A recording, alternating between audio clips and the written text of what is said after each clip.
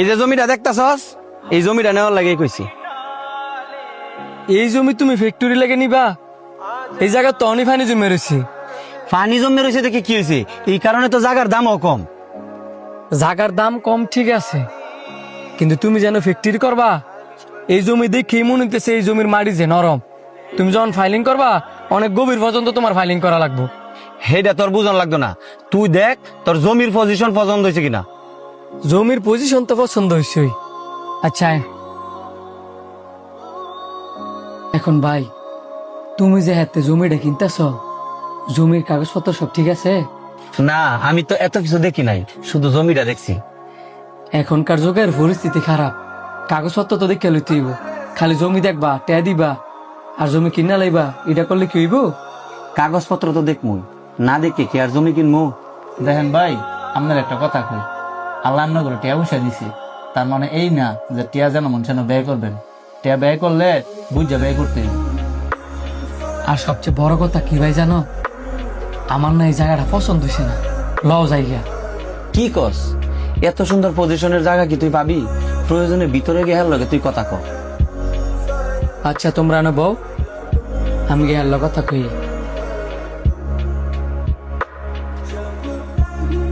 তো এখন কি সিদ্ধান্ত নিলেন? জমিটা কি কিনবেন? কেনার জন্যই তো আমার ভাই এখানে নিয়ে আসছে। এখন আপনি যে জমিটা বিক্রি করবেন, কাগজপত্র তো কিছুই দেখছি না, বা কি কারণে বিক্রি করবেন ওইগুলো তো জানি না। দেখেন, কাগজপত্র সব ঠিকঠাক আছে, এটা হচ্ছে আমার পৈতৃক সম্পত্তি, সো কোনো টেনশন করেন না। সবই ঠিক আছে, আপনাদের তো টাকা পয়সার অভাব নাই, কিন্তু আপনার বাবার পৈতৃক সম্পত্তি আপনি বিক্রি করবেন কেন? টাকা থাকলেই যে চাহিদা ফুরায় যায় এমনটা কিন্তু না। আপনার আমার যতই টাকা থাকুক না কেন, চাহিদার কোনো শেষ নাই। আর ওই জমিটা আমার বাবা মসজিদের জন্য রাখছিল। বাবা যেহেতু মারা গেছে, তাই চিন্তা করছি ওইখানে আর মসজিদ করবো না, ওই জমিটা বিক্রি কইরা ওই টাকাগুলা দিয়ে আমার ব্যবসার কাজে লাগাবো। আপনার বাবা এই জায়গাটা মসজিদ করার জন্য রাখছিল, আর আপনি এই জমিটা বিক্রি করে দিবেন? এখন তো জায়গায় জায়গায় মসজিদ, এত মসজিদ দিয়ে কি হইব? এখন আপনি যদি নেন তাহলে আমি কাগজগুলো দেখাইতে পারি। আমি তো নিব অবশ্যই, তারপরেও আপনার বাবার একটা স্বপ্ন আছিল যে এই জমিটার মধ্যে একটা মসজিদ করব। আপনি চাইলে তো আপনার বাবার স্বপ্নটা পূরণ করতে পারেন।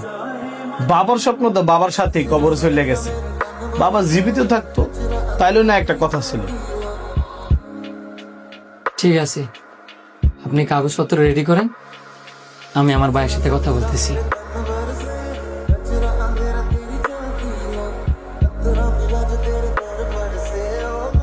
ভাই, যতটাই লাগুক না খেলিগা, এই জমিটা আমার দরকার।